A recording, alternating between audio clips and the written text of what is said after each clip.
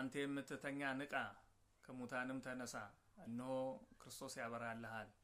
የሐዋርያው ቅዱስ ጳውሎስ መልእክት ወደ ኤፌሶን ሰዎች ምዕራፍ 5 ቁጥር 14። ነቃን እያልን በኃጢአት ለተኛን ሰዎች የማንቂያ ደውል ነው። ከሙታንም ተነሳ። ሞት ሁለት አይነት ነው።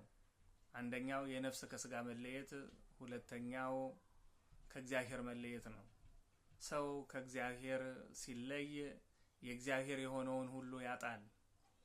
የእግዚአብሔርን ሰላም፣ የእግዚአብሔርን ደስታ፣ የእግዚአብሔርን ፍቅር፣ የእግዚአብሔርን በረከት፣ የእግዚአብሔርን ጸጋ፣ የእግዚአብሔርን ቅዱሳን፣ የእግዚአብሔር የሆኑትን ሁሉ ያጣል።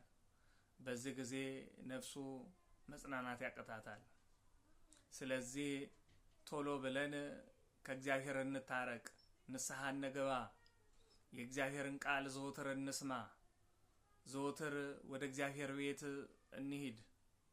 ያዘናችሁ፣ የተከዛችሁ፣ ዓለም ፊቷን ያዞረችባችሁ፣ በኑሯችሁ፣ በትዳራችሁ